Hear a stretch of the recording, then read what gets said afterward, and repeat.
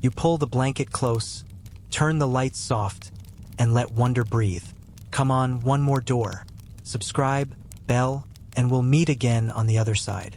You settle back, the room dim and kind, a soft fan humming like a distant tide, and you let your breathing match that rhythm. Tonight isn't abstract philosophy. It's Messier, more human, Viking sex.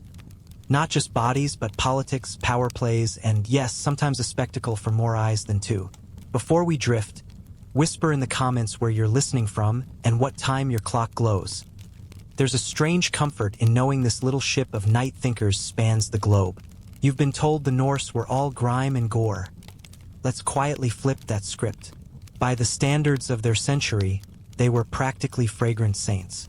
Once a week, regularly, deliberately, they scrubbed with soap brewed from animal fat and ash. Earthy? Sure.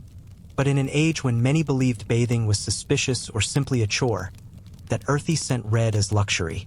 They combed hair, tamed beards, filed nails, and carried tidy little grooming kits carved from bone or forged in iron.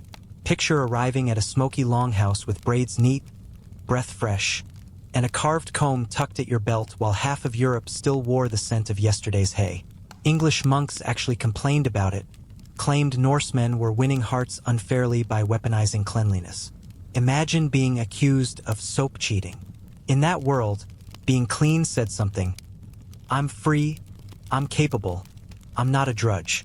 Unkempt meant you might be enslaved, destitute, or just the sort who couldn't be bothered to pick lice for the woman you hoped to impress. Washing wasn't only vanity, it was ritual. Before a feast, before a battle, before sliding under furs with someone whose gaze lingered on you all day, you washed. You prepared yourself like a gift to gods, ancestors, and that sharp-eyed crush across the firelight. And the Vikings? They didn't just swing axes, they swung metaphors. Romance ran on poetry, skaldic verse dense enough to make Shakespeare sound like a receipt. A man might liken a woman's hair to sunlit flax, her stride to a swan cutting the fjord, her body to a sword tempered in secret heat.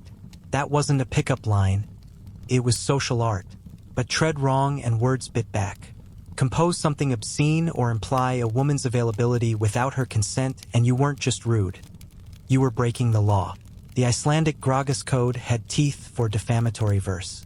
Pen the wrong stanza and exile, or worse, could be waiting beyond the horizon. Women weren't passive muses in this verbal duel. They answered. A lazy poem could be met with a verbal blade sharp enough to make a hall fall silent and a braggart reconsider his entire life path. One saga even tells of a woman's retort so cutting a suitor abandoned the game altogether and sought refuge in a monastery. Swords were deadly. Poetry could be lethal in a different register. Still, let's not dress their love stories in rose petals. Courtship often sounded like, "Your father owns 3 goats. My back is strong. Let's talk terms." Consent existed, don't let anyone tell you it didn't. But it squeezed itself between dowries, clan politics, and the opinions of a dozen relatives who thought they should vote on your future. Marriage was less serenade under moonlight, more negotiation at a smoky table where alliances were weighed like silver. Romance and realism shared the bed. The whisper of a poem could stir the heart. The clink of a bride price sealed the deal. So as you drift, eyes heavy, curiosity still awake, let the picture settle. A people who bathed when others wouldn't, who polished language like metal, who understood that intimacy was never just desire but duty, honor, and sometimes public theater. Sex was a contract, a ritual, a chess move, a prayer. Cleanliness signaled status, poetry enforced boundaries, and even in passion, law stood watching from the doorway. Breathe in. Think of soap boiling in an iron pot, steam rising in a cold dawn. Hear the rasp of a comb through braided hair, the murmur of a verse that hides 3 metaphors and 1 veiled threat. Feel the weight of a clan's expectations pressing on a couple's joined hands, and the relief when laughter breaks tension in a firelit hall. History isn't asleep. It's drowsing beside you, telling stories that are intimate and raw and true. If you're still awake, let me know where the night finds you, what city, what hour. And if you're already halfway to dreams, let the last thing you remember be this. Even the fiercest raiders paused to wash, to woo with words, and to treat love like a saga worth telling carefully. Now rest. The longship will still be rocking on the black water when morning comes. And there are more secrets waiting in the next cove we visit together. You ease deeper into the dark, breath loosening, mind still curious, and let this next chapter unfurl like firelight across carved beams. Marriage in the Norse world. Less moonlit serenade, more measured bargaining across a smoky table. A man didn't saunter up with flowers. He dispatched his father, an uncle, or the smooth-tongued friend who could talk goats and silver without blinking. Passion, Viking style, often began with livestock math and alliance charts. Technically, and listen to that word, technically a freeborn woman could say no. Some sagas show her spine stiffening, her refusal standing. Others hint she'd better have quick feet if she tried. Reality flexed with circumstance. How badly did her kin need land, allies, or simply a quieter household? Yet the Norse weren't pure brutes. If a woman was forced into a union, law offered her a door. She could stand before witnesses and announce, once, twice, 3 times, that she was done. No parchment, no seal, just her voice, carried over clattering cups. I leave. Imagine breaking a marriage at a feast the way you'd end a toast. Bride kidnapping? Illegal, yes, on the scrolls. In verse, though, it sometimes strutted in like a daring escapade. The legal code frowned. The poets winked. Mixed signals were practically a national pastime. And then there were the bed thralls, the chilled legal phrase for concubines, often enslaved women expected to warm beds, stir pots, and provide sex on demand. Consent here wasn't just thin, it was ornamental. Still, power wasn't one way. If a husband failed emotionally or physically, a wife could walk. Loudly, publicly, with witnesses in tow. Suffering in silence wasn't mandatory. Suffering with paperwork, well, with proclamations, was an option. Before marriage, the Norse lens was pragmatic.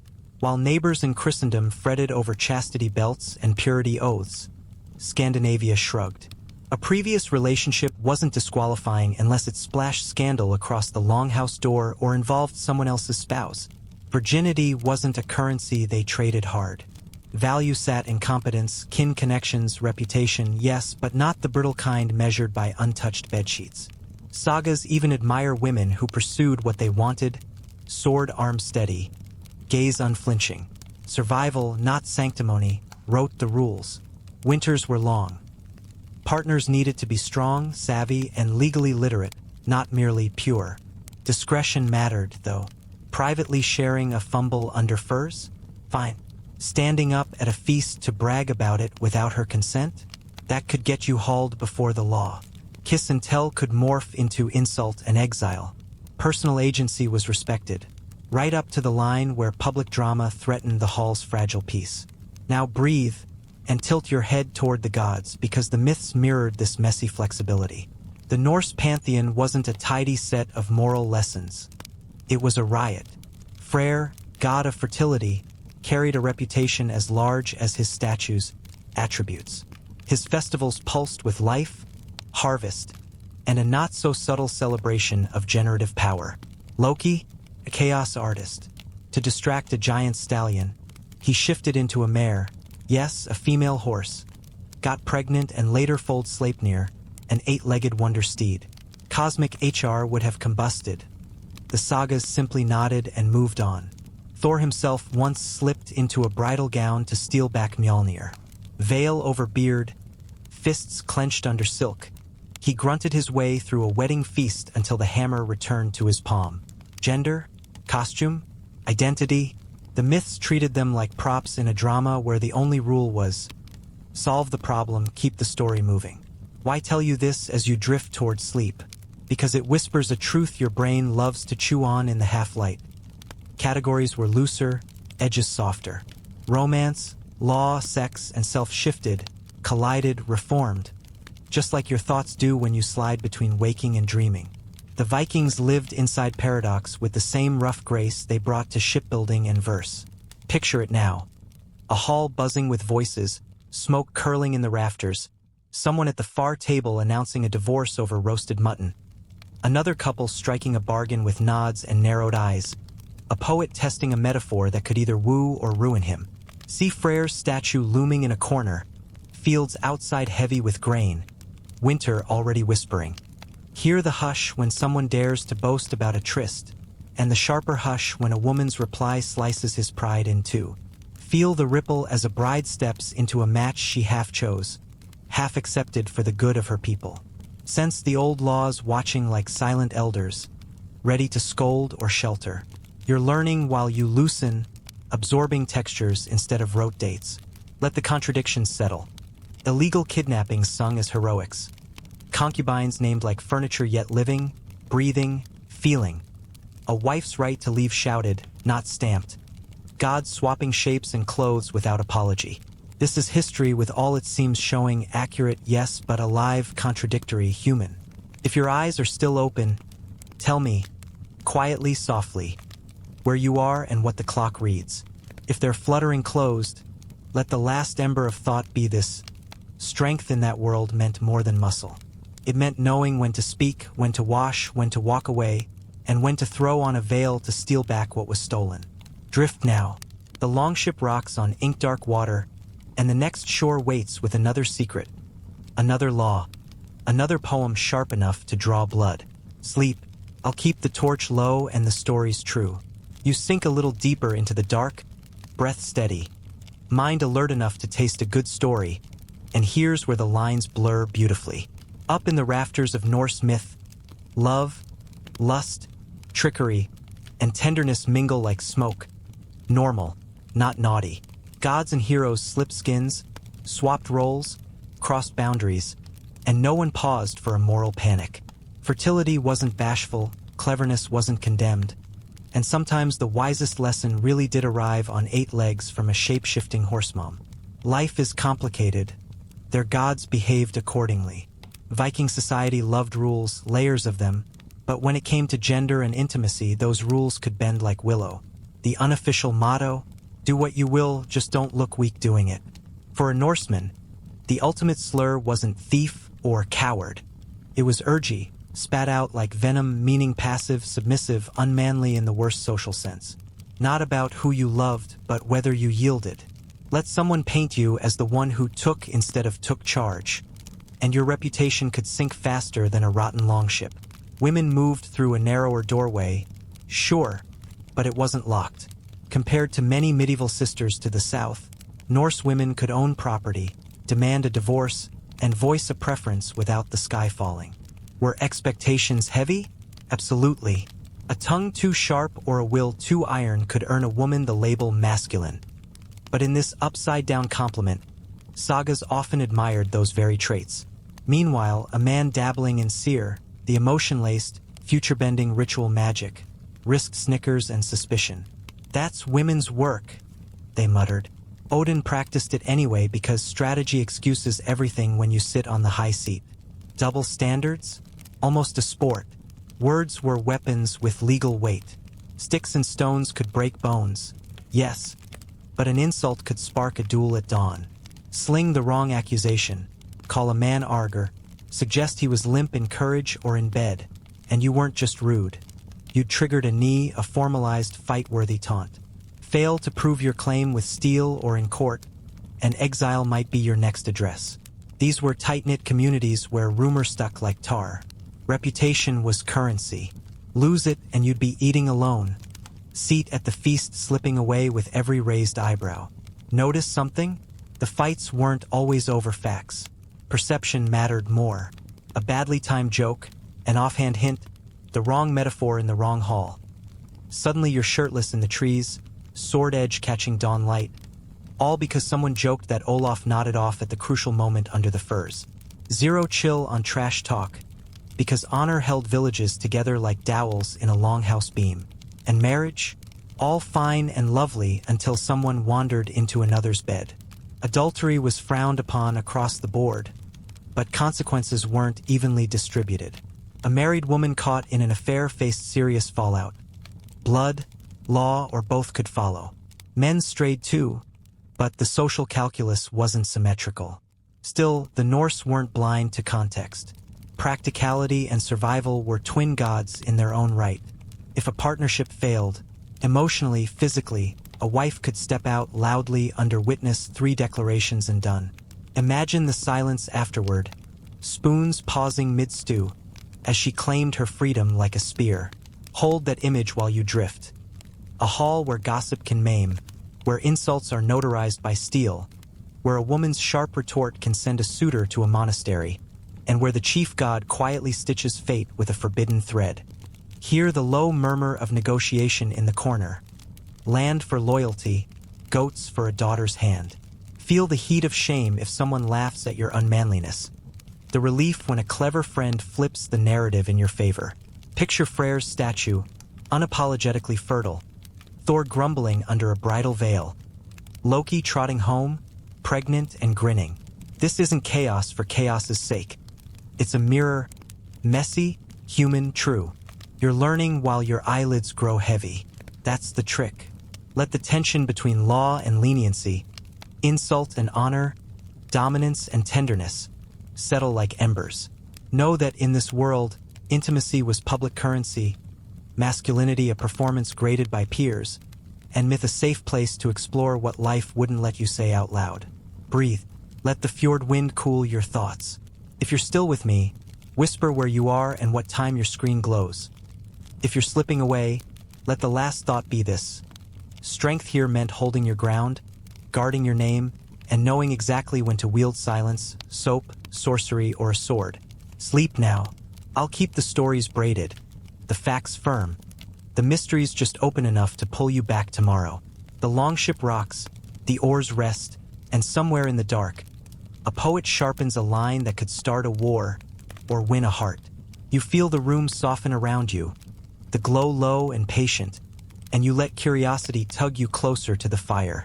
Honor is about to take center stage, louder than love, sharper than jealousy. In a Norse hall, if a wife strayed, her husband could do more than pout.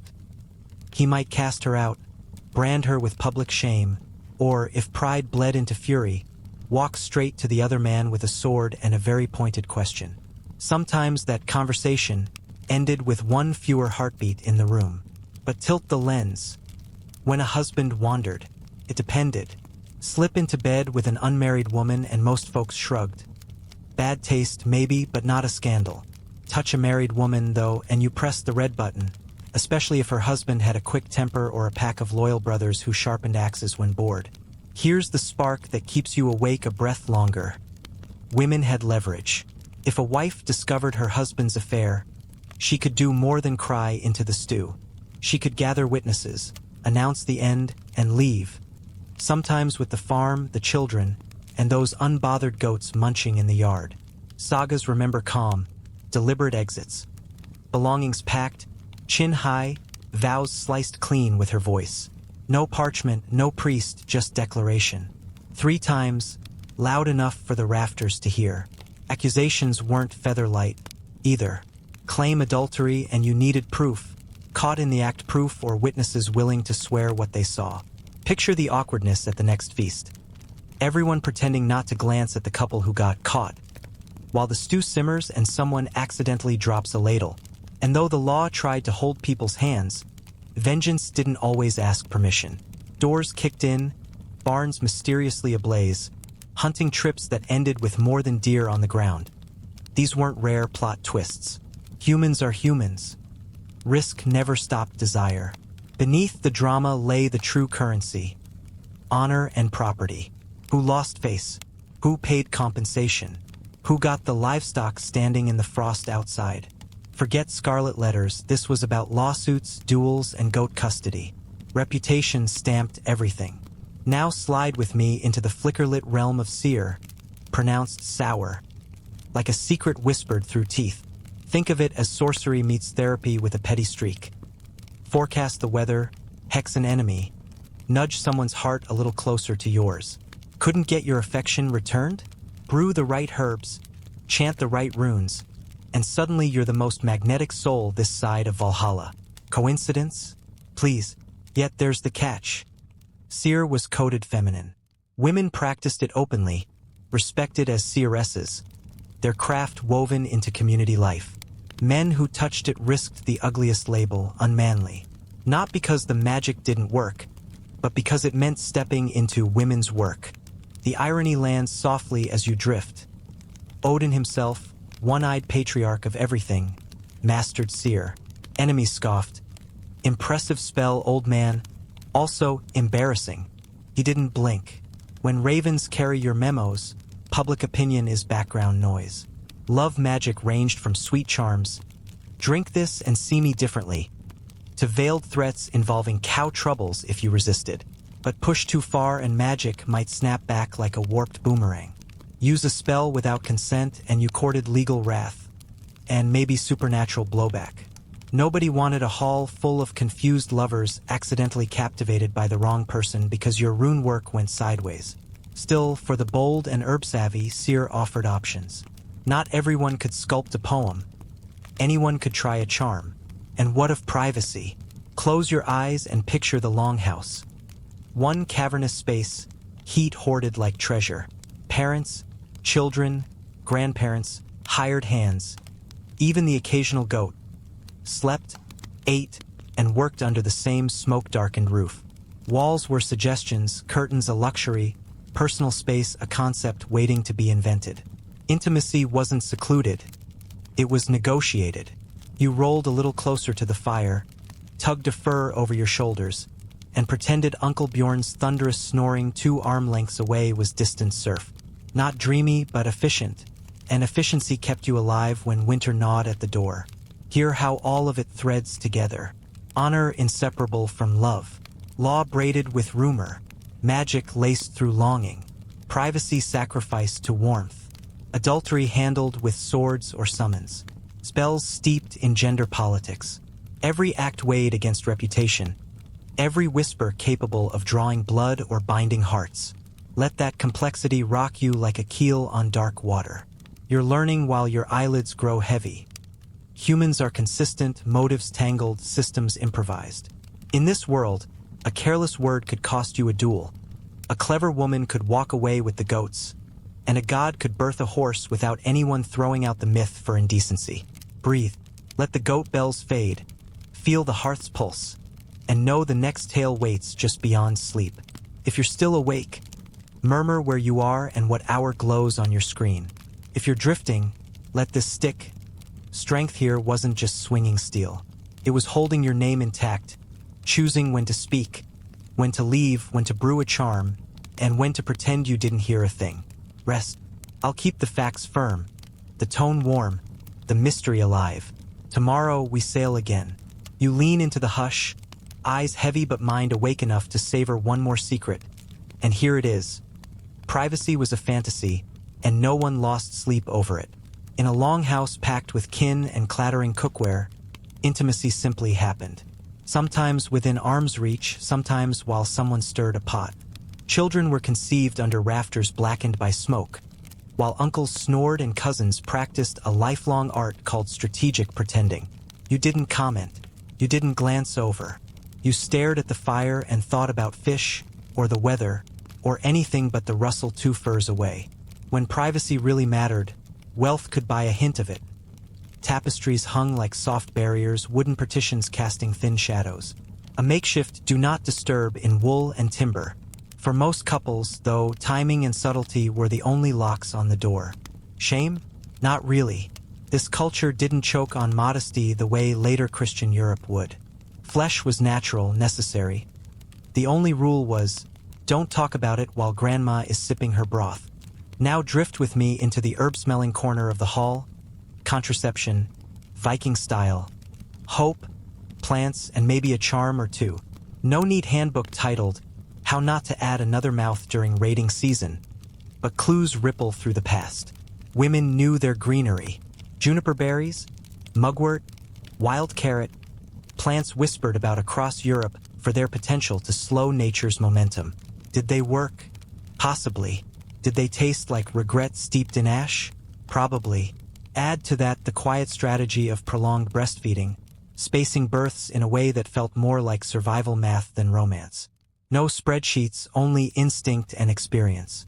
Here's the subtle twist. Sex wasn't chained to reproduction. Children were treasured.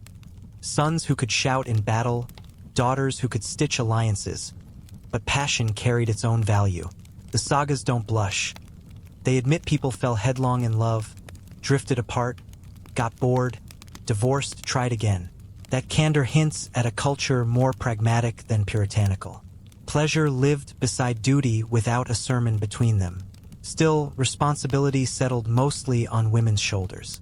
If the herbs failed, if fate ignored timing, it was she who managed the consequence. A man might cross a storm-torn sea with a raven as his compass, but ask him about mugwort and he'd stare like you'd grown a second axe head. Some skills stayed unspoken, tucked into women's circles where knowledge hummed like a loom at dusk. And if you're wondering about love that didn't fit neatly into man-woman lines, yes, it existed. The Norse didn't carve our modern labels, but they recognized deep bonds between people of the same sex. The danger wasn't the feeling, it was the optics. Masculinity hinged on dominance everywhere. In bed, in battle, in banter. Two men together? The real scandal was if someone implied one of them yielded. Not moral panic, status panic. You could braid your beard, pour your soul into a poem for your closest companion, and still stride tall. But let a rival hint you were passive, and your reputation could sink faster than a leaky hull. There are tales of men flinging down that insult like a gauntlet, demanding a duel at dawn to prove who stood on top. Figuratively and, rumor insisted, literally. Nothing shouts, "I'm the alpha," like bleeding for it by a fjord. Women, the law was quieter. Female-female relationships stirred less legal ink. No heirs threatened, no property lines blurred, no male pride punctured. It's entirely possible such bonds slipped under the social radar, accepted or politely ignored.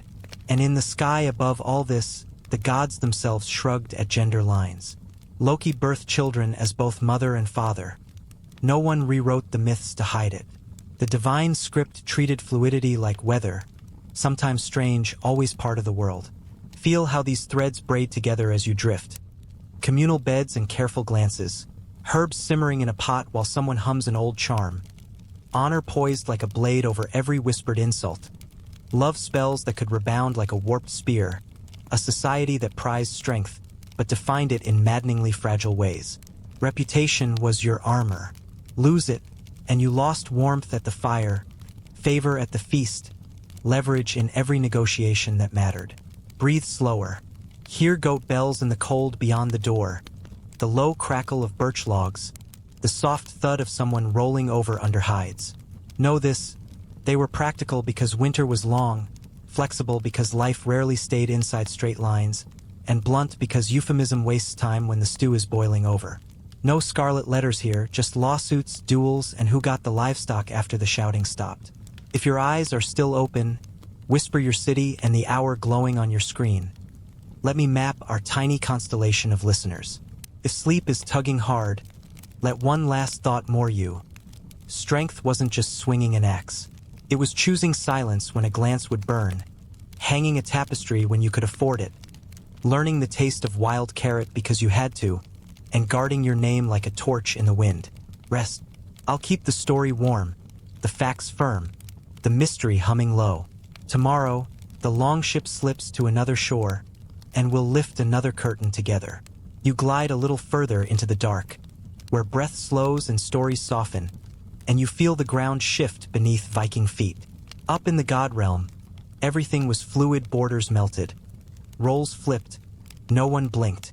It was the humans who kept trying to shove life into neat saga-shaped boxes.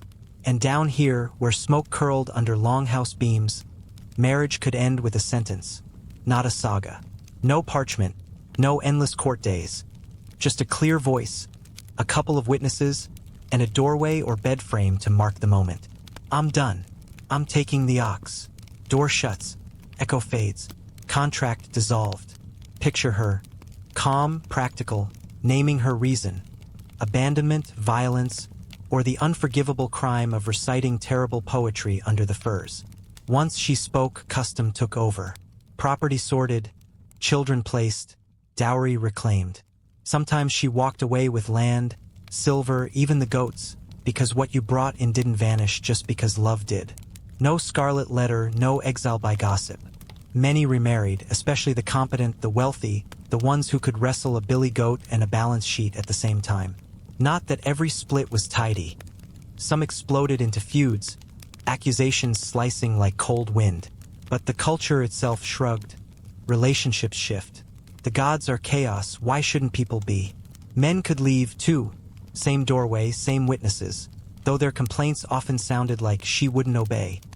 Which tells you everything about male expectations tucked between boast and beard. Now slide into the wedding hall before you drift under. Goat blood drying on packed earth. Fish smoke in your lungs. Passive-aggressive toasts humming at the edges. A Norse wedding was less fairy tale. More merger, law, land, lineage all braided into one long week of mead and maneuvering. The bride's braids loosened, maidenhood symbolically unspooled. Sometimes an arm ring gleamed at her wrist like a promise forged in myth. The groom?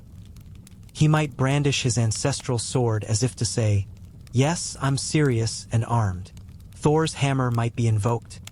Oaths poured into shared drinking horns, and somewhere a distant cousin tried not to fall into the fire. Then came the moment everyone pretended not to dread: consummation. In some districts, it wasn't just encouraged, it needed eyes on it. A few uncomfortable relatives waited beyond a curtain, torchlight licking the wall, listening for proof the bargain had been sealed. Because this wasn't about romance, it was about legal clarity. Land, inheritance, alliances, everything hinged on the union being real. Skip that step and someone could contest it later, and then you had blood feuds blooming where flowers should have been. In less theatrical villages, people simply trusted or bragged that the deed was done. Breakfast stew and a smirk worked as verification. Honeymoon? Think honey mead. A full moon cycle of drinking it to bless fertility. Sticky, sweet, and strategically boozy. Rituals were layered. Hammers raised, horns shared, vows thick as smoke.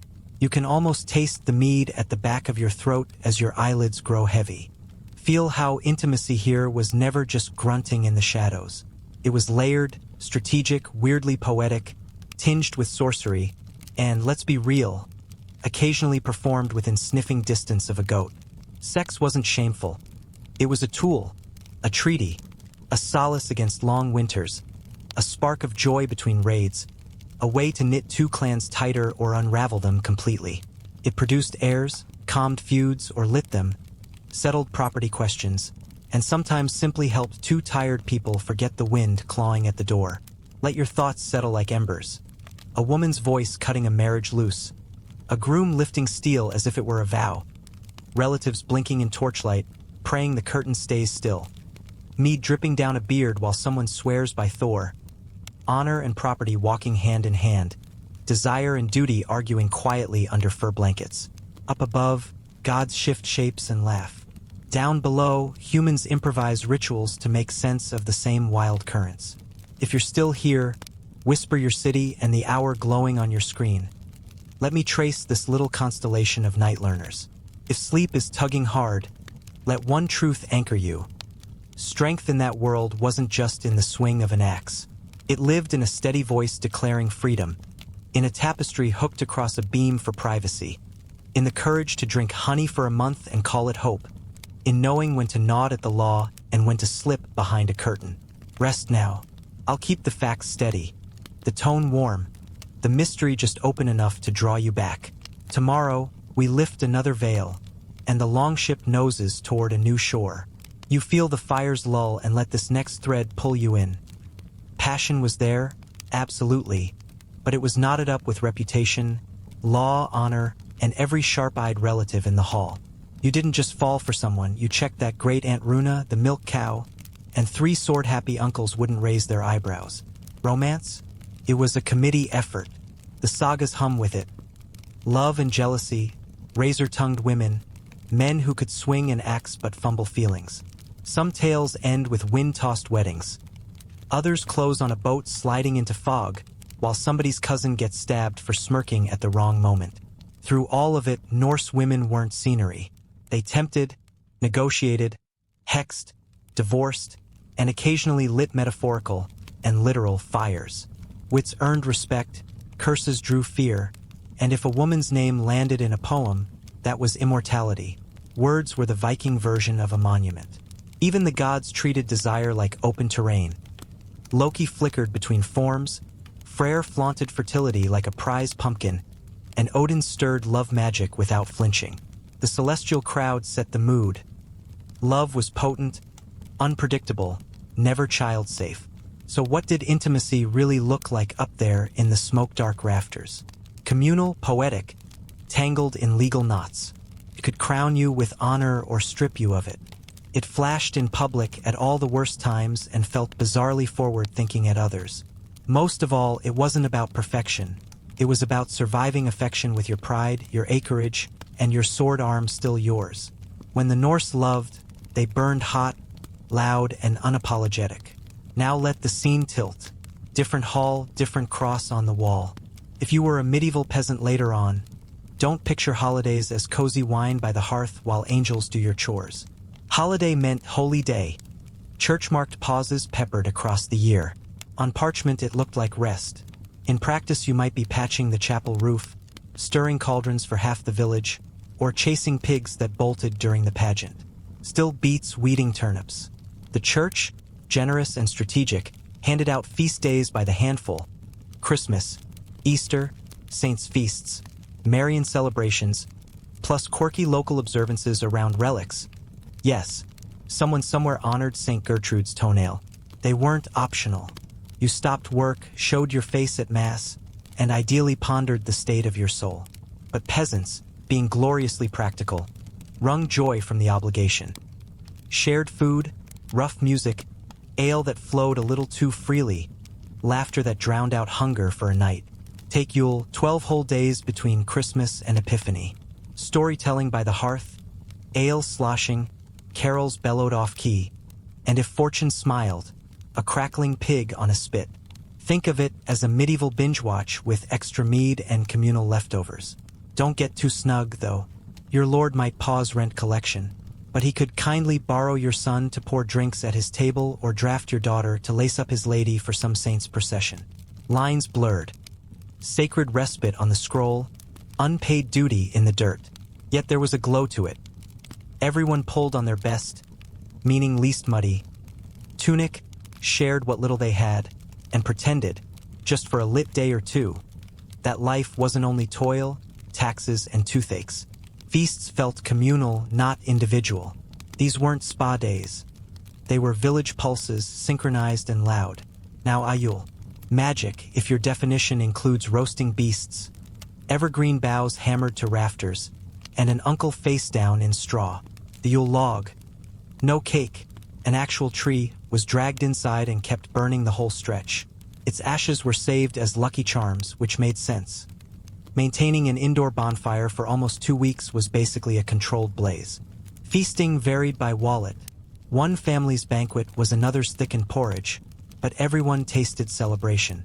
Remember, even on holy days, expectations clung like smoke. Tend Mass. Don't till the fields. Help with the mystery play. And for heaven's sake, don't get caught snoring in the loft while bells ring. Unless you want Father Bartholomew assigning you penance until your knees ache. Holiday strings were real, but so was the comfort. It was shared ritual, proof you belonged to something larger than aching backs and muddy boots. So let this settle as your breathing slows. In Viking halls, love was loud and law-bound. In peasant villages, holy days offered breath, but with chores attached. In both worlds, survival sat beside celebration, reputation beside affection, sacred beside messy. Passion, honor, goats, saints, mead, threads in one long human tapestry. If you're still awake, whisper where you are and what time glows on your screen. I like mapping these midnight harbors. If sleep is tugging hard, drift with this truth. People have always juggled heart and rulebook, desire and duty. The trick, then and now, is keeping your name, your warmth, and your sense of wonder intact. Rest. I'll guard the coals and the facts, and when you stir tomorrow, another shore and another story will be waiting. You can almost feel the sparks off the hearth as the village tilts into celebration mode, and suddenly survival smells like roasting fat instead of damp straw. If your lord was generous or just showing off, a whole pig turned slowly on a spit, ale sloshed into every cup, and meat dripped down chins that usually tasted only beans. If he wasn't, then feast meant mystery stew, dried legumes softened in salted water, and bread with a pinch of precious crystals. Still enough to make people sing off-key and far too loudly. Masks came out. Bears, devils, half-remembered spirits, because nothing says holy season like growling at your neighbors while wearing a mangy pelt. Beneath the church bells, older whispers stirred. Evergreen boughs hammered to rafters, not just pretty but protective. Life that didn't brown in winter, a hedge against bad luck, and, let's be honest, rats. For 12 nights of Yule, rules loosened. A lord of misrule might be crowned. The village clown suddenly commanding games and mock orders, while the highborn pretended to take orders from the low, knowing full well the seesaw would slam back on January's first cold sunrise. Sacred? Absolutely. Not only because priests said so, but because warmth, laughter, and shared food are their own kind of holy when daylight dies early and teeth are a memory by 30. Yule ended. The embers cooled. The ale soured. On 12th night's heel, work roared back. The pig bones were boiled dry, and your spouse reminded you, firmly, that the barn roof still leaked. Shift the season. If Yule was ashen ale, May Day was sap and blossom. The 1st of May cracked open like a green egg. Color, noise, relief. Winter finally unclenched its jaw, and you hadn't yet lost the crop gamble, so joy felt safe. At dawn, villagers slipped into woods to gather May. Branches, flowers, and sometimes a not-so-innocent rendezvous. Pairs wandered back rumpled. Elders pretended not to notice, and the village calendar simply penciled in a spike of late winter births. At the center of it all rose the maypole. Tall, ribbon-dressed, impossible to ignore. Dances wound around it in braids of feet and fabric. Laughter riding on drumbeats and squealing flutes. Bagpipes if fate was cruel. Fire leaping, wrestling matches. Quick plays performed ankle-deep in mud. The language of courage and luck spoken through bodies, not sermons. The church frowned, yes, but rarely enough to stop a good reel. Even Father Bartholomew's toe tapped behind his cassock. Just a little. May crowned a queen, spring incarnate, chosen for bright eyes, strong back, maybe most of her teeth. This was a festival older than hymns, stubborn as seeds. A celebration of bodies, soil, and second chances. The Lord could still draft you for hedge cutting tomorrow, but for this single flower crush day, even the poorest could whirl like they owned the meadow. And then there were the saints, so many saints the calendar felt like a crowded family tree. Feast days tumbled one after another. A pause for mass, then a plunge into merriment. Processions wound past thatched roofs, relics held high, a shard of bone, a scrap of cloth. Mystery plays acted with more enthusiasm than rehearsal. Barrels cracked open before noon, and some barefoot fellow inevitably shouted about St. Blaise yanking a fishbone from a choking throat. Each village picked favorites. St. Isidore for farmers, St. Apollonia for aching jaws, maybe some obscure local miracle worker whose statue looked suspiciously like old Torvald with a halo. It sounds like endless vacation until you remember. These were holy obligations. Skip Mass, and Father would assign penance that stung worse than nettles. Rent might pause, but the Lord's needs didn't. Your kid pouring wine at his table still counted as service, no matter how many hymns you sang after. Feasts blurred the line between rest and duty, sacred pause and communal chore, yet feel the thread running through community. These weren't solitary retreats. Everyone scrubbed up, in the least muddy tunic, the mended cloak, shared bread, shared stories, shared the illusion that for a handful of hours life was more song than sweat. You didn't feast alone. You feasted to remember you belonged. So let it all settle as your eyes drift. Your logs blazing like controlled wildfires. Misrule turning hierarchies upside down. Maypoles stitching ribbons into the sky. Saints paraded through puddles while ale loosened tongues. Passion in the Viking hall tied to honor and goats. Passion in the peasant green tied to flowers and drums. Different worlds, same heartbeat. Survive, celebrate, repeat. If you're still here, whisper your town and the hour glowing back at you. I like charting these midnight anchor points. If sleep has you by the hand, let one truth curl warm around you. Humans have always carved little islands of joy out of hard calendars. 12 nights of light, 1 day of flowers, a saint's excuse to stop the plow. Rest. Tomorrow we haul the longship toward another shore, and another question waits under the next beam of firelight. You can almost taste the smoke and spices as the village tilts from routine into ritual, and something inside you leans forward, hungry for the sacred, the silly, the slightly scandalous. A saint's day meant more than prayers mumbled at dawn. It was candles, relics, and sometimes a goat spinning slowly over a fire.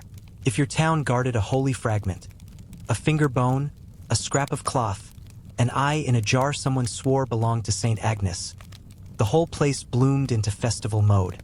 Pilgrims trudged in. Traders raised stalls. Mrs. Odelia's troupe threw on costumes and staged the saint's life with all the reverence and half the memory. Props collapsed, lines vanished. Laughter burst through like sun between clouds. Best part? No plowing. You might string garlands, toot horribly on a trumpet, or haul water for communal stew, but the fields rested, and you got payment in meat crusts and holy gossip. The church watched, brows furrowed but not blind. Too much ale, too much jigging, and that pious vigil turned into a mud-soaked rave. Still, most clergy knew joy beats despair. If singing about St. Bridget with a tankard in hand kept spirits afloat, well, let the hymn book wobble a little. Then came the great reset button carnival. Shrovetide, the sanctioned storm before the Lenten hush. Imagine the church itself unscrewing the pressure valve. Go on, sin a little loud, you've got 40 days of fasting ahead. Masks appeared, grotesque, animal, gleefully irreverent. Peasants cross-dressed, roasted the nobility in rude songs, and marched a crowned fool king through the lanes. For a heartbeat, rank dissolved. Lords were lampooned, laborers strutted. The world flipped on its head and pretended not to notice. Food, an absolute sprint to devour everything forbidden once Ash Wednesday landed. Pancakes, sausages, butter melting over anything that held still. Luxuries inhaled like a last warm breath before winter bites again. Games erupted. Flour bag battles that left everyone ghost pale. Mock skirmishes in churned fields. Drunk attempts to ride sheep like war horses. The favorite? 2 staggering contenders charging with cabbages tied to sticks. Winner got bruises, glory, and a story that lasted till sowing time. The church frowned. Of course it did. At the lewd jokes, the stolen chickens, the devil masks with bells on the tail. But it didn't crush carnival. Because everyone sensed the truth. This was catharsis. Let them roar now so they can whisper later. And whisper they did. Ashes touched foreheads. Meat vanished. Bells tolled low. The same villagers who danced half-naked by bonfire glow knelt solemn, stomachs rumbling, eyes shut tight against temptation. Yet under the quiet, carnival's spark smoldered. A reminder. Joy must be gulped while it's poured. And when the sermons ended, the show began. Mystery plays, blockbusters before ink dried on Shakespeare's quill. Long before your thumb learned to scroll. Picture it. Muddy boots packed into the square, neighbors sweating under woolen robes, halos stitched with hay twine, staging Genesis to Revelations like their souls depended on it. Mystery didn't mean detective tale. It came from craft, from the guilds who built the sets and bankrolled the scenes. Bakers laid out the Last Supper. Butchers, naturally, handled the crucifixion. Pig's blood splashed for dramatic effect because subtlety is for people with fewer farm animals. Sometimes the whole Bible rolled through town on wagons, each scene parked, played, then rattled on, God's own parade with wooden wheels. Accuracy? Flexible. Noah's wife could be a stubborn ale lover refusing the ark until she finished her drink. Devils in scarlet tights darted between onlookers, chasing sinners to squeals and applause. Laughter didn't cancel faith. It pinned it to memory. The villagers watched, pointed, cried, cackled, soaked in a story they half knew, now living it through Olaf in a wig and Sigrid in borrowed angel wings. Feel how it all loops back. Saints and fools, fasting and feasting, scripture and slapstick. Every celebration, every sanctioned chaos. knit the village tighter. Work paused, not vanished. Duty wore a mask, not chains. And you, hovering at the edge of sleep, see the pattern. Humans stealing bright moments from dark calendars, flipping hierarchies for a day, breathing life into parchment rules with sweat and song. Let that settle in your chest. Yule's log crackling like a tame wildfire, May's ribbons strangling the pole in laughter, saints carried shoulder high, a fool king bowing to cheers, devils heckling sinners, ashes cooling hot foreheads. Survival laced with spectacle, holiness spiced with mischief, duty interrupted by dance. If your eyes are still open, whisper your town and the time glowing back at you. I like plotting our little midnight constellation. If sleep is pulling you under, hold this. People have always needed a break in the wall. A feast, a farce, a play in the mud, to remember why tomorrow's toil is worth it. Drift. I'll bank the fire and keep the stories true.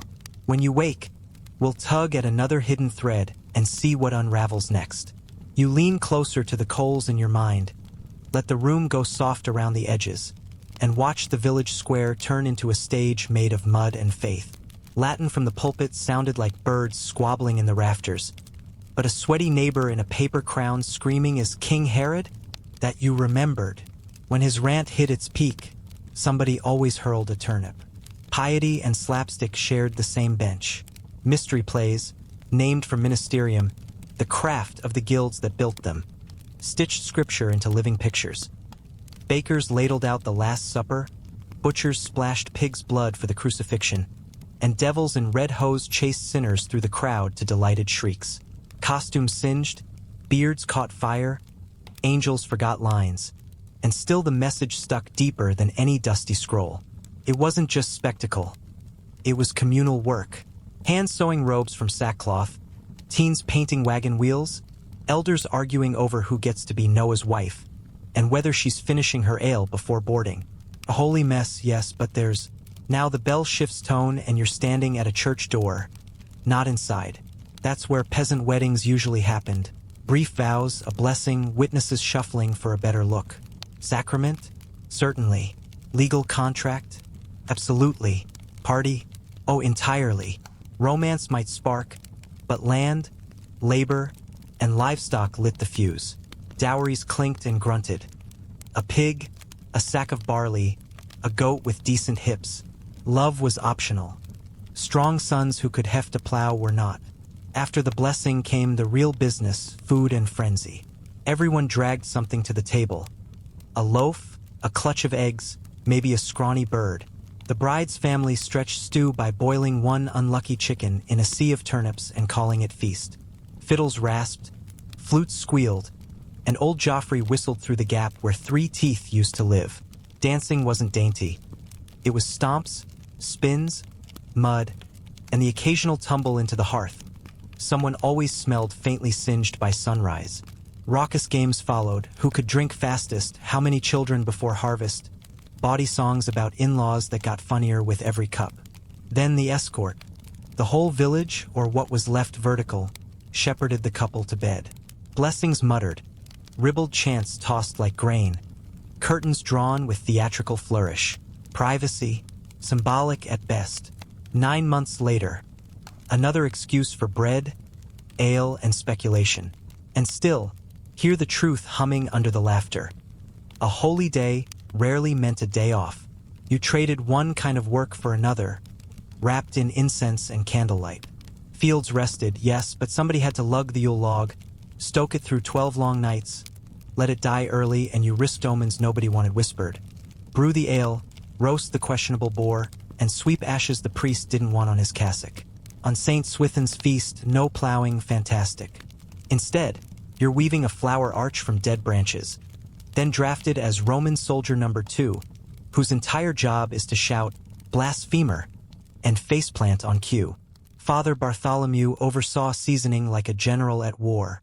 Woe to the hand that undersalted the communal stew. Children ran errands with lopsided loaves, gathered herbs, or served as emergency angels if someone's cousin didn't show. Elders anchored the hearth, spinning tales, and were gently instructed to keep the plague endings to a minimum. Some villages hid chores behind piety. Church cleaning day arrived baptized as a saint's feast. Brooms and buckets passed like relics. Even Yule's glow demanded shifts. Firewood collected, embers tended, evergreens nailed to beams not just to honor eternal life, but to discourage pests with too many legs. Let that image settle, a night watch for a log, because luck could catch cold if the flame sputtered. Through it all, the refrain stays the same. Community first. Festivals were not spa days. They were synchronized breath. You rested together, worked together, laughed together, and when the priest's back turned, maybe snuck a second ladle of stew. Joy showed up in practical clothes. Muddy hem, blistered hands, but eyes bright.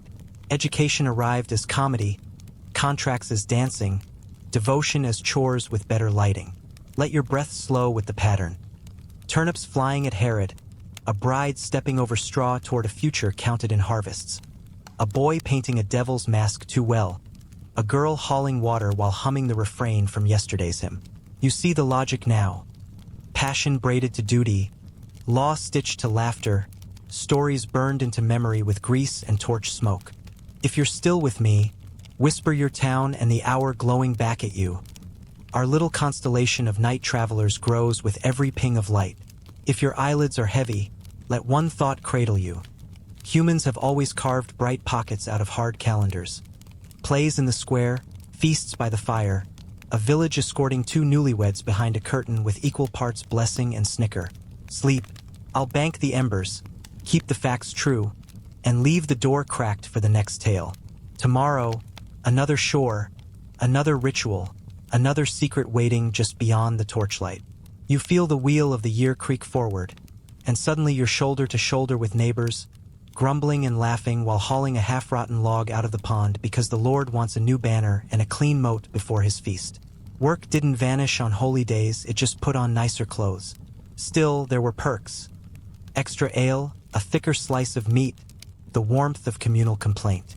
Nothing bonds a village like shared blisters and a collectively rescued firebrand. Life hurt, but it wasn't hollow. The calendar glittered with enough feasts, fairs, saints' days, weddings, and half-sanctioned riots to exhaust even the boldest party planner. These weren't random distractions. They were the heartbeat that kept a mud-caked world from going numb. Winter wrapped you in Yule's glow. Candlelit masses, stories that crackled like the logs they honored. Spring burst open with May Day's flowers, bonfires, and lovers disappearing behind hedges, returning pink-cheeked and unrepentant. Summer rolled out saints' processions, pilgrim markets, and, if luck swung your way, a manor feast that didn't taste like turnip surprise. Autumn sealed the circle with harvest gatherings. Less flashy, more grateful. After months of stooping in fields, you ate together, thanked the heavens locusts had found somewhere else to party, and roasted, well, things better left unidentified. No one complained if it filled the belly. Even the lean seasons, Lent, Advent, were stitched into rhythm. Fasting sharpened the edge of feasting. Thin broth made the next stew sacred. The church may have hoped for silent reflection. Most villagers settled for loud stomachs and louder anticipation, planning a mystery play, brewing ale, sewing ribbons into patched tunics. These were acts of hope, little rebellions against monotony and fear. That was the miracle. Threads of laughter, song, and shared labor weaving a net strong enough to catch a community teetering on the edge of plague, invasion, or famine. Picture them now, circling a maypole until the ribbon's not like destiny itself, tumbling off pageant wagons in robes that smell of hay, blistering fingers on a stubborn Yule log but refusing to let the flame die. Luxury wasn't required. Time, togetherness, and a reason to raise a mug. Blessed Saint whoever, we made it. We're plenty. And then, quietly, the scene shifts. You step from muddy greens and smoking hearths into a different kind of turbulence. Stone minarets, desert winds, politics that cut like sand. A boy is born in 1137 in Tikrit on the Tigris, a place most would pass without a glance. Yusuf ibn Ayyub, later called Al-Aldin Saladin. Kurdish blood, neither pauper nor prince. His father, Ayyub, served as an officer under the Zengid banner in Syria and northern Iraq. No one held the infant up and whispered, "There goes the liberator of Jerusalem." Why would they? The world had enough warlords. This child seemed built for books, not blades. He grew not in barracks but in Baalbek, then Damascus, cities of scholars and markets, not just spears. His lessons, theology, mathematics, law, poetry. He let the Quran soak into him, not as obligation but as love. Mentors called him gentle, devout, almost shy. Not the makings of an epic, yet. Outside his study, chaos snarled. Crusaders still clutched Jerusalem. Muslim lands splintered under rival emirs who prized turf over unity. Sunni and Shia factions pushed and pulled. Alliances shifted faster than dunes in a storm. Into that maelstrom, Yusuf stepped quietly, as a subordinate, not a savior. He served under his uncle, Shirkuh, iron-willed, battle-bitten, who in turn answered to Nur al-Din, stern ruler of Aleppo. Saladin's role? Loyal nephew, efficient aide, background figure in other men's legends. When Egypt called, he didn't sprint. Some chronicles whisper he went reluctantly, more monk than marshal, bored by politics, drawn to prayer. But destiny rarely asks your preference. Cairo's gates opened, and so did possibility. What set him apart wasn't hunger for a crown. It was what he did when power landed in his hands. Hold it lightly, wield it firmly, aim it higher than himself. He walked into history sideways, no fanfare, no prophecy. Just a quiet man in a loud age. And somehow that quiet man would tilt empires. He didn't march into Egypt expecting a throne.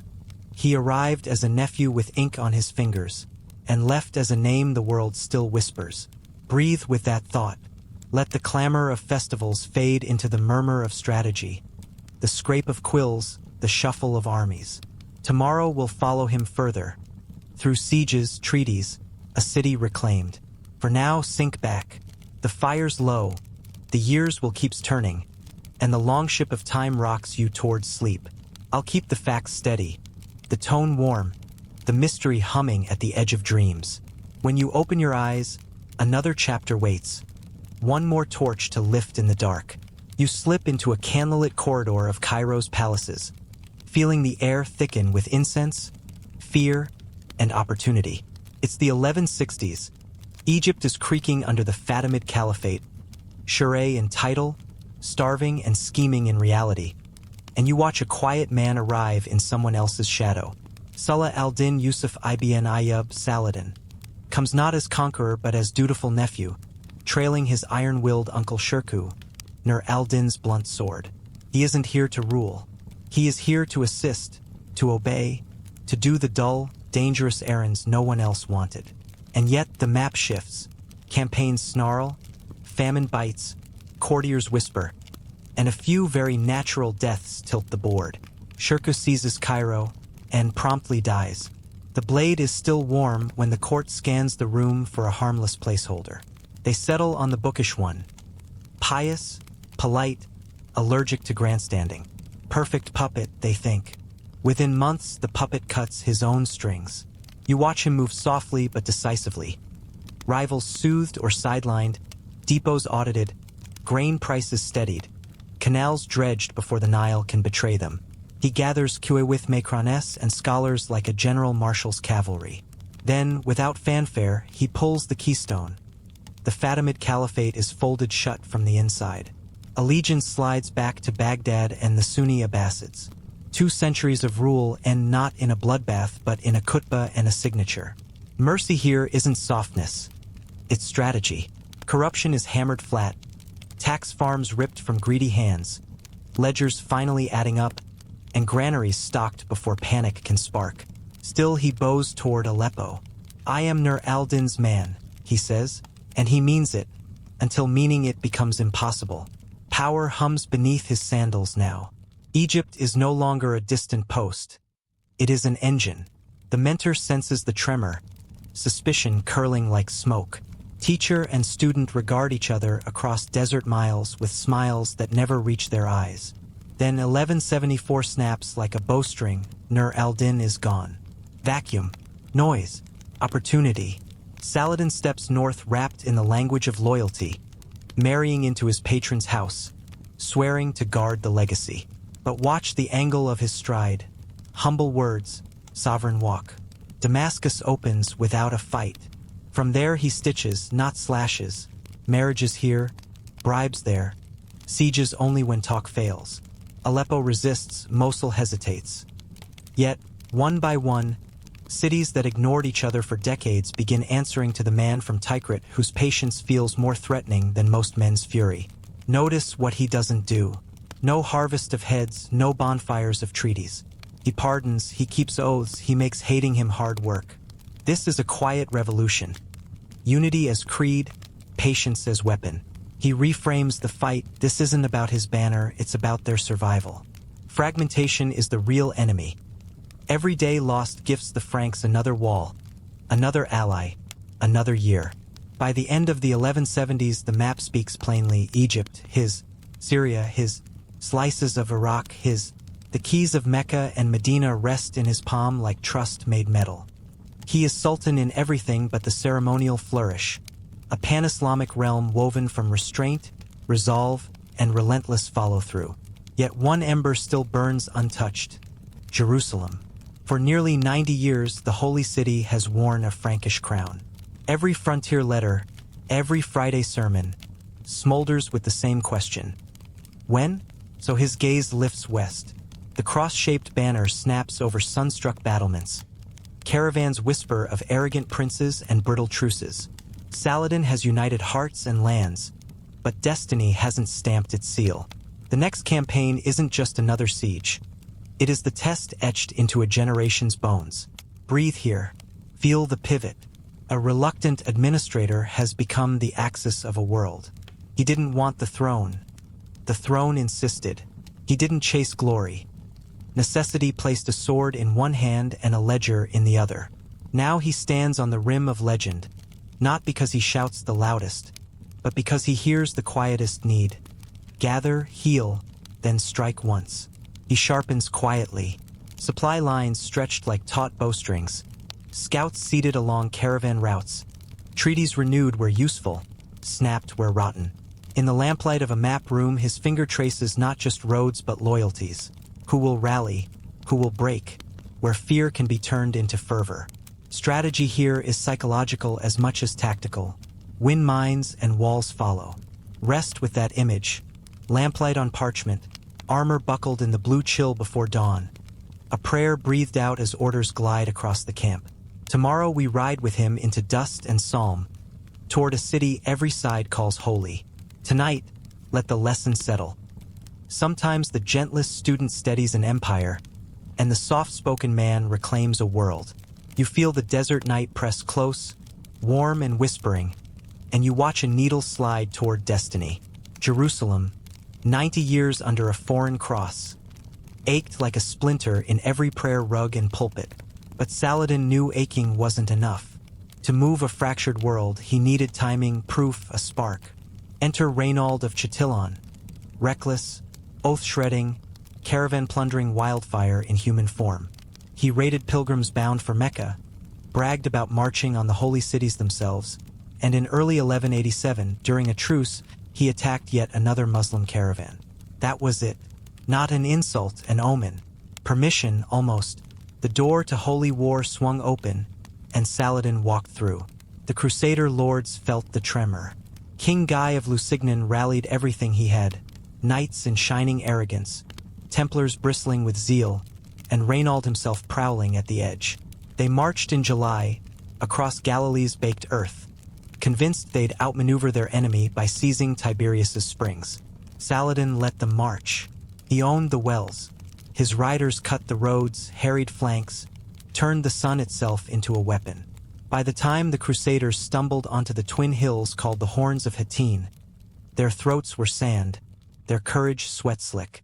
July 4th, 1187. Saladin tightens the net. Fires choke the dry grass, arrows fall like hot rain, and the great Christian army shatters. The true cross, relic, and rallying point is seized. King Guy is dragged before the Sultan, trembling, and beside him stands Reynald, the man who lit this fuse. Saladin offers water to the king, mercy. He turns to Reynald, none. One stroke, and oath-breaking ends at the edge of a blade. Justice, not rage. The message is surgical. Sacred law means something. With Hatin's ashes still warm, Saladin moves like a storm over the Levant. Acre falls. Nablus yields. Jaffa, Ascalon. One after another, coastal jewels and inland towns open their gates with barely a struggle. Leaderless, stunned, the Crusader states crumble like stale bread. 3 months later, October 2nd, 1187, he stands before Jerusalem's walls. Inside, Balian of Ibelin holds command. Outnumbered, desperate, he plays his last card. If Saladin storms the city, the defenders will torch shrines, butcher Muslim captives, and burn what they cannot hold. A threat? A plea? Both. Saladin doesn't blink. He doesn't need rivers of blood to prove he's won. He chooses restraint. This is where legend chiseled his face in marble. In 1099, Crusaders took Jerusalem in a frenzy of slaughter. Streets reportedly ran red. In 1187, Saladin enters with order. No general massacre. No desecrated churches. The Church of the Holy Sepulchre stands untouched. Priests remain, services continue. Christians may ransom themselves and their families. The poor are freed anyway. Saladin's purse pays what their pockets cannot. Mercy isn't a tactic here. It's creed. Jerusalem is sacred to many. He will not bathe it in vengeance. Europe hears and blinks. Chroniclers who loathe Islam still admit admiration. Some whisper he surpasses their own kings. Mercy shocks louder than massacre. But victory rings like a bell, audible across seas. In the west, thunder answers. Popes roar from pulpits. Monarchs grip sword hilts. Crowns glint in candlelight as oaths are sworn. A new crusade gathers like a storm bank, and at its prow rides a name that can stand beside Saladin's without flinching. Richard, lion-hearted and stage-lit by legend. Pause here in the hush between battles. Feel how one man's patience turned to purpose, how provocation became unity, how a single decision on a hill baked by July sun shifted the axis of faith and empire. You watched him plan, wait, strike, and then, most surprisingly, hold back. Power proved by the blows you don't land. Let your breath slow with that thought. Strategy is thirst, mercy is triumph, justice as blade. Tomorrow, we walk the dust-choked roads where Richard and Saladin test each other's limits. Steel against steel, wit against will. Tonight, let the lamps dim. The map is folded. The swords are sheathed. Sleep on the knowledge that history often turns not on who shouts first, but on who listens longest and chooses the precise moment to act. You lean closer to the edge of your pillow, breath slow, and watch two silhouettes stride onto the same stage. One cloaked in patience, the other in polished steel. The Third Crusade isn't just a war. It's a duel strung tight between legends. Saladin. Seasoned, self-controlled. A sultan whose mercy had already become rumor and scripture. Richard of England. Brilliant, impulsive, hungry for banners and ballads with his name in them. The world held its breath while their shadows crossed the Levant. Richard landed in 1191 and wrapped Acre in iron. The siege dragged, talks with Saladin frayed, and then, steel cold, Richard ordered 2,700 Muslim prisoners executed in a single day. Saladin burned inside, but not outward. No mirror massacre, no frenzy of revenge. Instead, he pulled his discipline tight, sharpened his scouts, let strategy, not rage, do the speaking. They never met face to face, but every clash felt personal. At Arsuf, Richard lunged and won the field, yet Saladin's army didn't break. One fought like a hawk, fast strikes, clever feints, ambushes in the scrub. The other fought like the desert, circling, parching supply lines, refusing waste when patience could bleed an opponent dry. It was swords, yes, but it was also ideals. Richard's courage glinted with ruthlessness. Saladin's ferocity wore a cloak of restraint. When the English king fell ill, Saladin sent his own physicians. Honor was a weapon, too, wielded gently, cutting deeper. And still, Jerusalem stayed distant. Weather, logistics, fortifications. Each became a wall Richard couldn't breach. Both men felt the stalemate tightening like a noose. By 1192 they chose terms over exhaustion. The Treaty of Jaffa was inked. Pilgrims from the west could walk Jerusalem streets, but the keys stayed in Saladin's keeping. Not triumph, not surrender, balance. Two lions roared. One kept the crown. Saladin's blade carved his fame, but his character carved his legend. Unlike so many rulers, cross or crescent, he didn't wallow in cruelty or drown in flattery. He was devout, modest, almost painfully humble for a man whose authority stretched from the Nile's delta to Mesopotamia's door. He slept on mats. He poured his own wealth into empty hands. He wept at sermons without shame. No halls dripping in gold leaf, no feasts to impress other kings. Just a ruler who believed power was a trust to answer for, not a trophy to polish. He fasted outside Ramadan, read the Quran with the same focus he gave to war maps. He prayed before battle, and after mourning, not gloating, over lives he had ended. Advisors urged harshness, he often refused.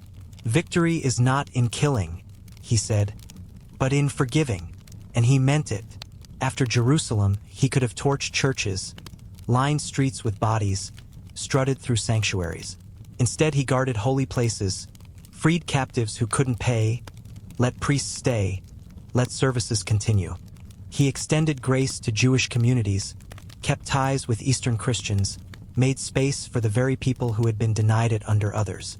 His generosity wasn't confined to faith lines. He paid dowries for orphaned girls, endowed schools and hospitals, raised fountains where the poor could drink without fear of tax or thirst. His court drew jurists, scholars, poets, not jewelers hawking plates of gold. But don't confuse gentleness with naivete. Saladin understood timing like a clockmaker, diplomacy like a linguist, and strength like a surgeon understands a blade. He showed fear sparingly and with purpose. When Reynald of Chatillon met the sword, it was law, not vengeance, that guided the cut.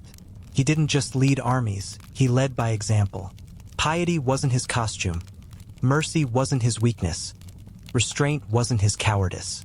That rarity, admiration from enemies, allies, and centuries, came because his choices survived scrutiny.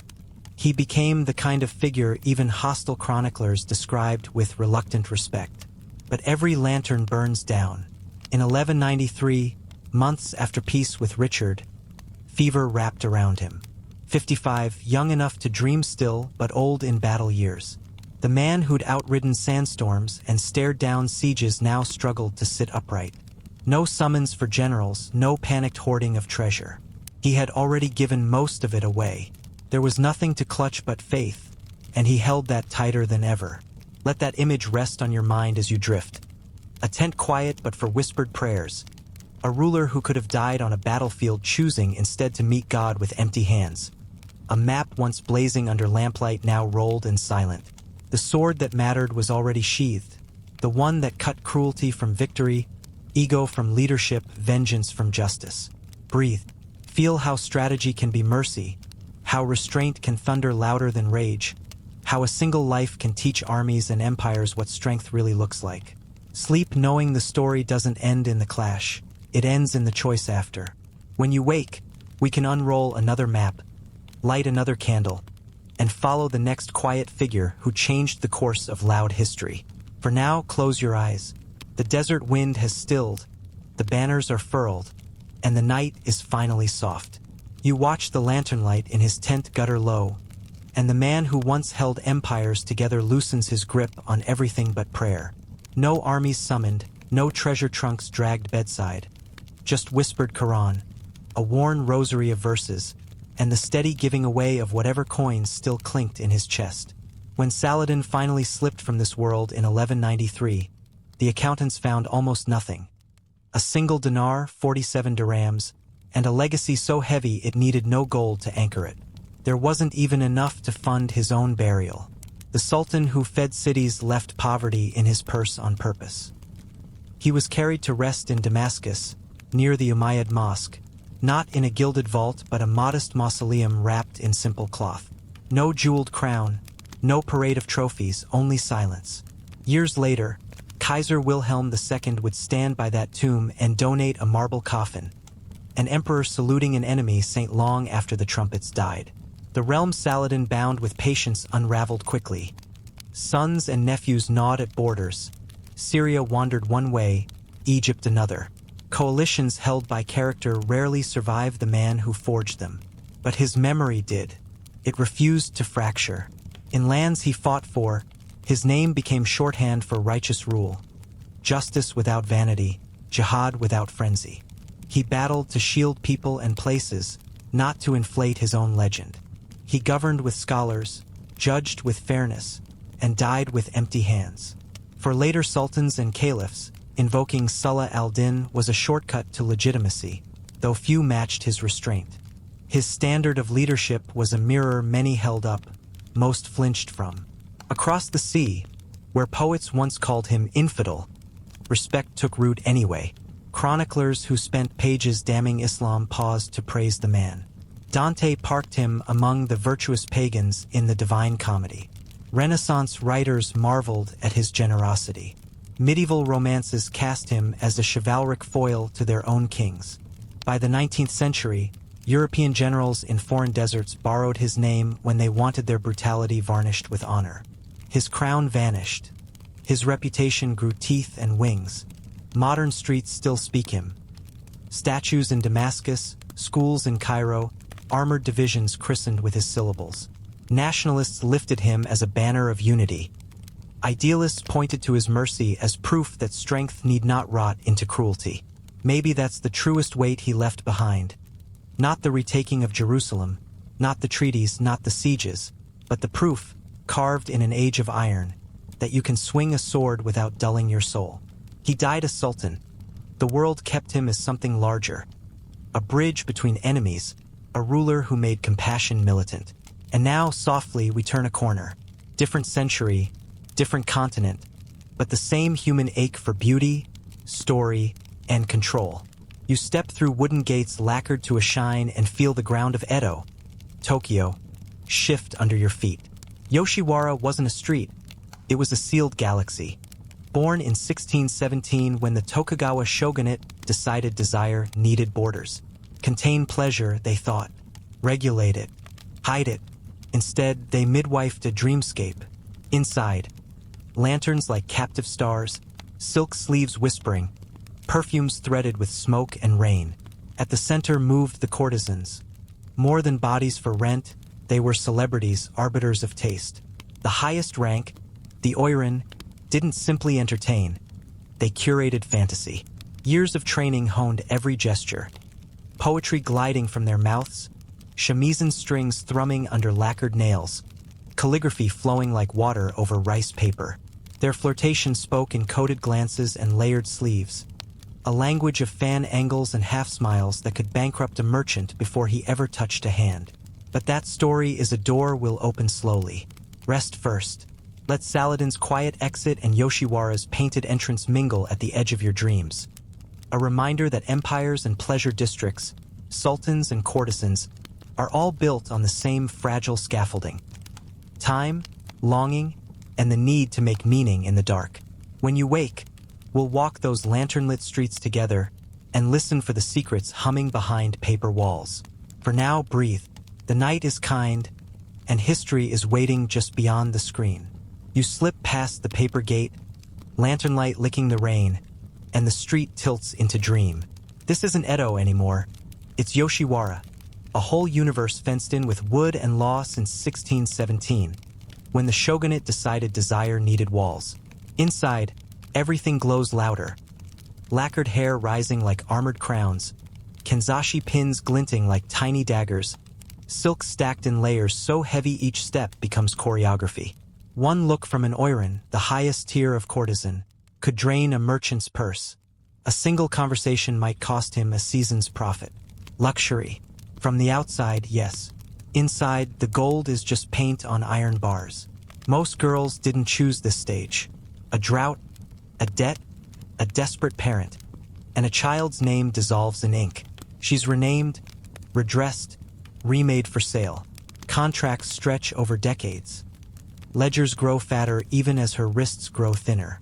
Freedom is written in numbers she can't possibly pay. The world beyond the moat becomes rumor, like a melody half remembered. She smiles anyway because here the mask is the job and the job is survival. For patrons, Yoshiwara sells illusion as art form. Samurai shrug off duty like armor. Merchants rehearse their poet voice. Everyone plays at being someone else until dawn. But the sun is a ruthless censor. By morning, titles snap back into place. Names slip like smoke, and whatever spark flickered in the dark turns into a bruise you hide with sleeves. Real love is contraband here. A courtesan who falls risks punishment or resale to a harsher house. A samurai exposed in a cross-class romance risks scandal, ruin, a blade. And still, hearts keep tripping those traps. Whispers of forbidden vows curl through alleys like incense. Sweet, dangerous, lingering. Outside Yoshiwara, strangers mix geisha and courtesans into one painted silhouette. Inside, the boundary is razor sharp, even if candlelight sometimes smudges the edges. Courtesans, especially the oiran, are legally sex workers but culturally closer to icons. Clients buy more than bodies. They purchase performance, desire rendered as living poetry in silk and scent. Reaching an oiran's futon could take months of gifts and patience, the slow courtship of a daimyo in disguise. By design, only the wealthiest, most determined men ever cross that threshold. Geisha? Different craft. Entertainers, not lovers. Their currency is wit and rhythm. Shamisen strings, sly haiku, sake poured with precision learned through years of apprenticeship. To mistake a geisha for a courtesan insults both her and the intricate social code that keeps this district from collapsing into chaos. She may lean close, tease with a glance, let her sleeve brush your hand at the punchline, but reach for more, and the whole tea house will laugh you into the street. Yet beneath titles and etiquette, the same iron law hums. Choice is curated theater. Most women arrived bound by poverty, not passion. Even those who rose to legend wore shackles of debt and reputation. The exit door existed, muki, a buyout by a wealthy patron, but it rarely opened to freedom. Sometimes it meant rescue. Often it meant swapping one owner for another. So they carved secret spaces instead. A daring joke in the wrong ear. A poem slipped into a sleeve. A sideways glance that said, "I see you," when everything said, "You belong to me." Within the rigid lattice of rules, rebellion became tiny, precise, and exquisite. The audience saw powdered faces and perfect bows. What it missed were the burned fingers behind the lanterns, the midnight tears dabbed with silk, the chess game of staying valuable without losing your soul. Power here was never owned, only rented, hour by hour, cup by cup. Samurai were warned to keep their honor sheathed in Yoshiwara, but the district was engineered to melt steel. A certain kind of warrior found more than distraction. He found a mirror that showed the person beneath the armor, and sometimes he couldn't look away. For him, love meant disobedience to his lord, to his class, to the invisible spine of Tokugawa society. For her, affection meant risking the entire persona she performed nightly. A courtesan couldn't afford favorites. A favorite is a flaw, a weakness competitors and madams would exploit. Still, hearts are unruly. They met anyway, in corners behind Norin curtains, in coded syllables of tanka, in the brush of fingers over a sake cup. The district thrived on selling romance but punished it when it got real. That paradox pulsed through every lanternlit evening. A marketplace of love where genuine love was the one commodity that could ruin you. Let that hang in the hush between your breaths. Silk that feels like chains. Pins that glitter like knives. Laughter that hides accounts. A city of paper doors and iron rules, where men bought dreams and women survived by becoming them. You can almost hear the shamisen fade, the last cup set down, the gates sliding shut for the night. Sleep on this. Empires fall and pleasure quarters fade, but the human tricks are timeless. Longing dressed up as luxury, power leased by the hour, resistance tucked into a joke. When you wake, we can walk those streets again, or slip through another century's keyhole. For now, close your eyes. The lanterns are dimming, the rain is soft, and history is whispering you to rest. You step into the hush between lantern flickers, and the rules start whispering in your ear. You may visit, you may pay, you must forget. Samurai were supposed to treat Yoshiwara like a tea-house dream. Rent it for a night, leave it at dawn. Love was never on the menu, and yet it crept in anyway, soft as incense smoke. A warrior returned again and again, spending beyond his stipend, tucking haiku into folded fans, smuggling letters beneath lacquered ribs. Sometimes the courtesan answered, just a press of fingers. A verse slipped into a sleeve like a pulse. Not affairs, but tiny uprisings against a world welded together by masks. Consequences cut deep. There are tales of men pawning their swords, selling honor itself, to afford another hour under a patterned quilt. Ranks were stripped, stipends vanished. Lives ended with the cold ceremony of seppuku, when a lord discovered a heart where only duty should live. For the woman, fallout came as humiliation. Hair shorn in public, contracts reassigned to harsher houses, reputation bruised past repair. Worst of all were the endings without drama. Just two people staring at a wall of numbers and knowing there was no door. That's when the darkest blossom opened. Shinju, the double suicide. Two lovers choosing the river's hush over another dawn apart. In a district where every glance had choreography and every touch a tariff, the only air love could find was between words. Poetry became oxygen. Haiku, tanka, brief prose pieces drifted like petals, traded hand to hand, sleeve to sleeve, carrying entire storms of feeling without ever naming them outright. A fan hiding a verse, a sandal concealing a folded sheet. Longing could live there, where language was both armor and confession.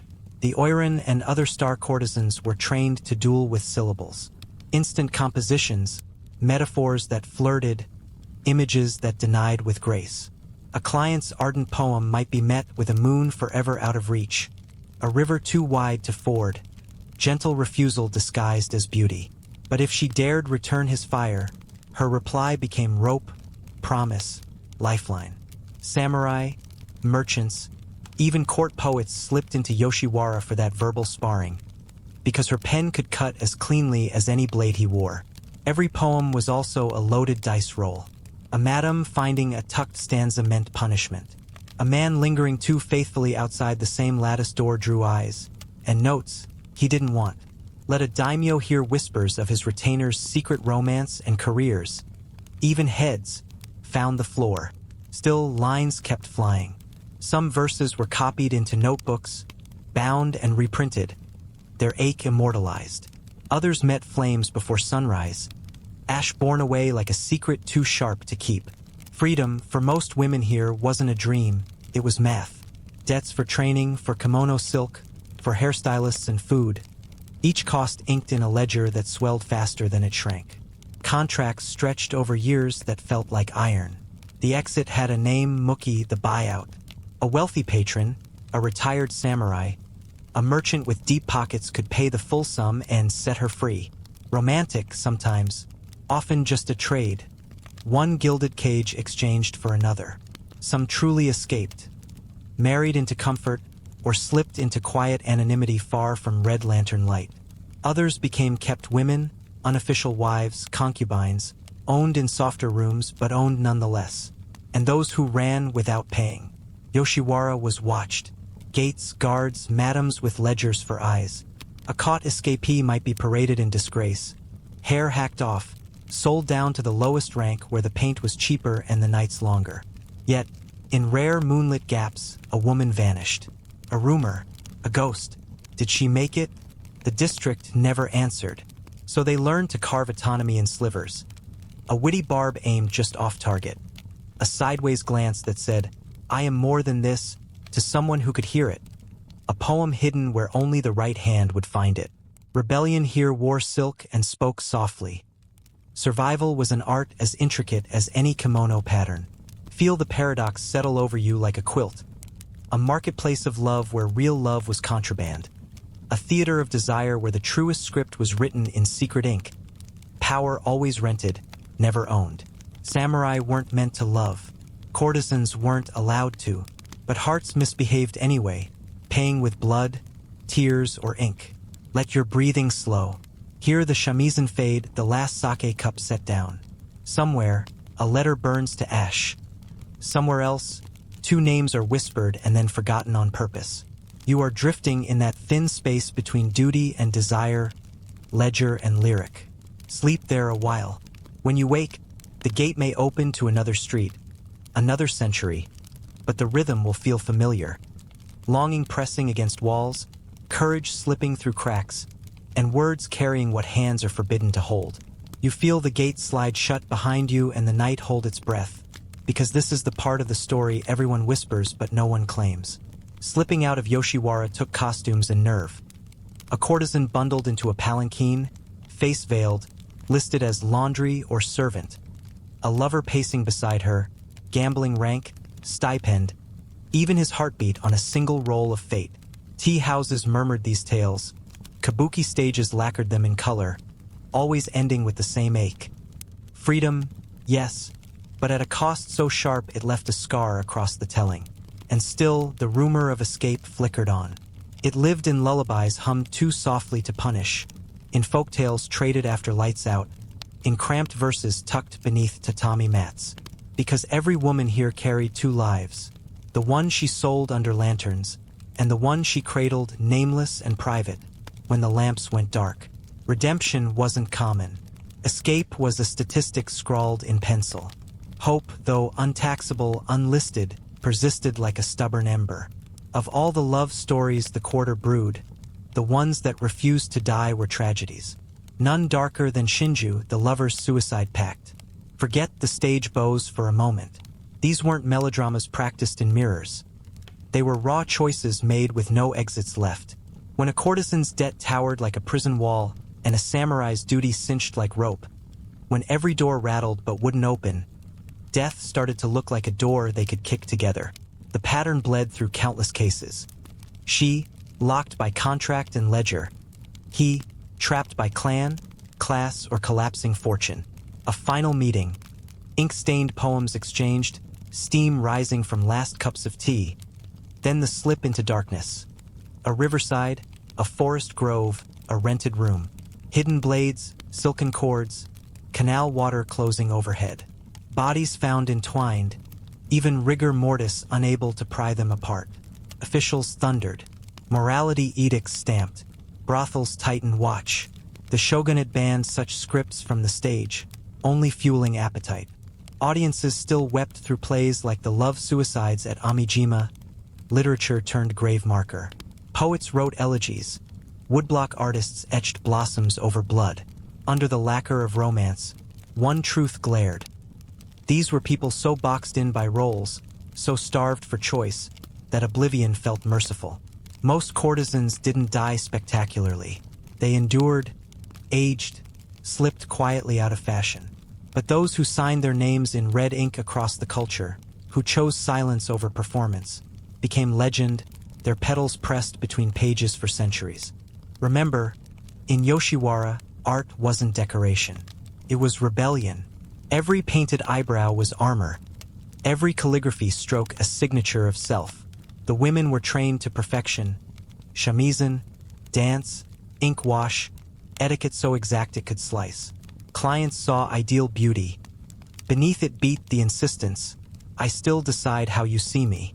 A wig pinned flawlessly said control. A 17-syllable haiku about frost on bamboo said, I exist beyond your coin. Each bow, each fan flutter, each meticulously layered kimono was a claim staked in a life designed to erase the person wearing it. And the art leaked past the gates. Ukiyo-e, pictures of the floating world, caught them mid-breath. Kitagawa Udamaro's languid profiles, Suzuki Harunobu's tender vignettes, a woman fixing a hairpin, a geisha gazing through rain-streaked screens, lovers beneath a snow-dusted bridge. Moments frozen, beauty framed, loneliness caught in pigment. Commoners pinned these prints to walls. Nobles hid them in drawers. The courtesans became muses. Faces inked into albums, poems bound in slim chapbooks, their lines copied and recopied by men who wanted to borrow a little of that desperate grace. Some wrote their own way into those books, verses sharp enough to draw blood, metaphors that folded sorrow into moonlight. Their poems traveled fingers to sleeves to archives, some cherished, Some burned before dawn so a madam's anger wouldn't find them. One by one, the pieces form a mosaic. Silk as shackles, poetry as picklock, performance as protest, love as liability, and still, the heartbeat of hope under it all. Let that settle with your breath. Hear the last shamisen string fade. Smell ink drying on rice paper. Feel the weight of a palanquin shifting in midnight alleys. In a district engineered to sell fantasy, the truest things were hidden, between syllables beneath floorboards, inside a glance nailed perfectly to the moment. Close your eyes on that thought. Power rented by the hour, dignity smuggled in art. Lovers tying themselves together when the world cut every other bond. Sleep. When dawn comes, we can lift another curtain, or stay here a little longer, counting the secrets no ledger ever captured. You lean into the dim, feel the paper walls breathe, and watch a truth slip out from beneath the paint.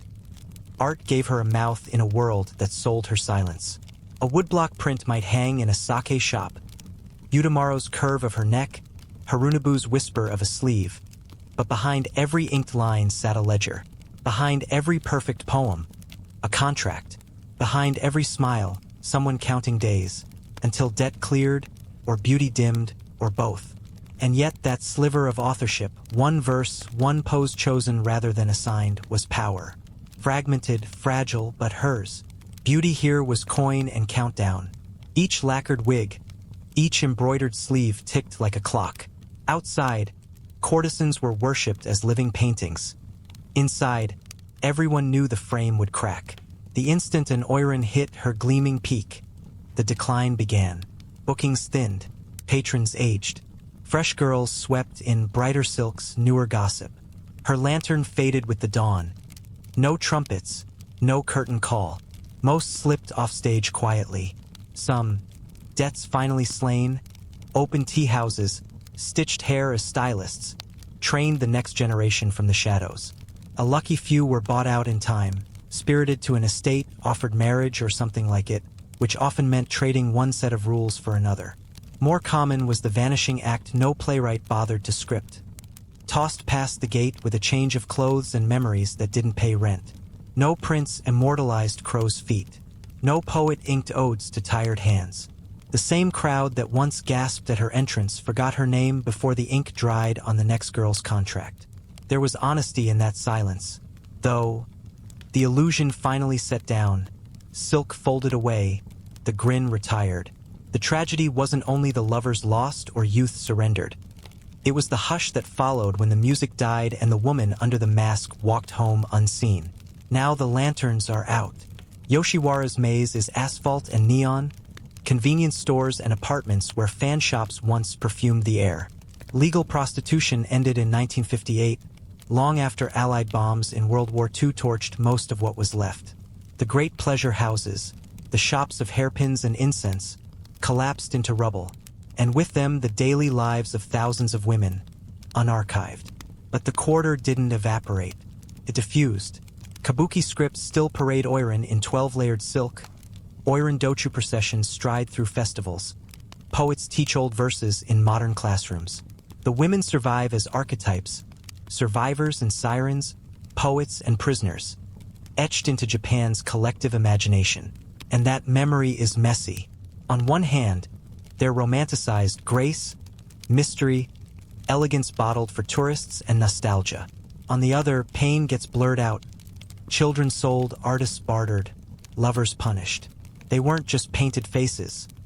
They were strategists of survival, carving space with syllables and style. They risked everything for a touch that didn't come with a receipt. Maybe that's why their ghosts linger in local lore. People swear they've seen kimono hems whispering down alleyways at 2 a.m., heard shamisen notes in empty lots. Some say the ground hums where brothels once stood, as if history refuses to lie quiet. Believe the spirits or don't, the truth remains. Yoshiwara is stitched into the country's soul, a hidden world, built on make-believe, stained by sorrow, shot through with unlikely beauty and brief, blazing joy. It reminds you that illusion can be armor, that art can smuggle agency past guards, that hope survives in places designed to tax everything but that. It shows how a life can split. The one performed, and the one whispered to the ceiling after the lamps go dark. Breathe that in. Hear the last shamisen string fade to memory. Smell the ghost of plum perfume. Feel the paper door slide shut on a century. Somewhere a poem still rests under a floorboard. Somewhere else, a name once lost is spoken aloud in a classroom. Sleep with this thought. Power can be rented, but dignity can be smuggled. Love can be outlawed, but it will still find ink. When you wake, we can open another hidden door. Different era, same heartbeat. For now, let the lanterns dim. Let the city's hum turn to hush. And let the floating world settle gently back into your dreams.